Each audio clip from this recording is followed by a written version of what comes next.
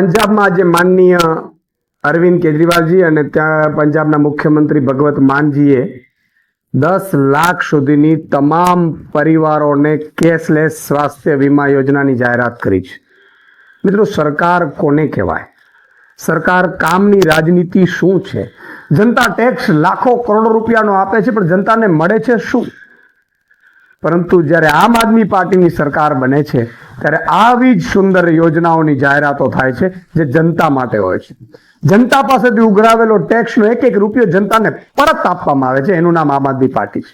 મિત્રો, આજે પંજાબમાં પંજાબવાસીઓને વીજળી ફ્રી તો મળી જ રહી છે, ખેડૂતોને 24 કલાક વીજળી ફ્રી મળી રહી છે, પણ એની સાથે આજે માનનીય અરવિંદ કેજરીવાલજી અને ભગવત માનજીએ મુખ્યમંત્રી સ્વાસ્થ્ય યોજનાની જે જાહેરાત કરી છે એમાં એક કાર્ડ આપવામાં આવે છે, મુખ્યમંત્રી હેલ્થ કાર્ડ, અને જે કાર્ડથી તમામ પંજાબવાસીઓ સરકારી અને પ્રાઇવેટ હોસ્પિટલોમાં પણ કેશલેસ સારવાર 10 લાખ સુધીની લઈ શકશે. એમાં સરકારી કર્મચારીઓ, આંગણવાડી છે, આંગણવાડીની બહેનો છે, આશા વર્કરની બહેનો છે, સરકારી કર્મચારીઓ છે, આમને પણ આવરી લેવામાં આવ્યા છે.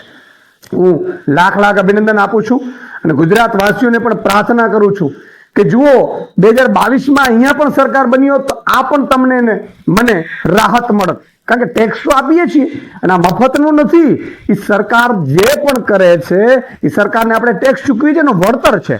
એટલે ગુજરાતીઓને પણ મારી વિનંતી છે કે આવો આપણે પણ એક સંકલ્પ લઈએ કે જેમ વિસાવદરની જનતાએ આમ આદમી પાર્ટીને ત્યાં પસંદ કરી છે, એવી રીતે આખી ગુજરાતની જનતા પસંદ કરે આમ આદમી પાર્ટીને ઝાડુને, અને આવી જ યોજનાઓ ભવિષ્યમાં આપણે પણ અહીંયા લાગુ કરીએ એવા સંકલ્પ સાથે આપ સૌ જોડાજો એવી પણ મારી વિનંતી છે.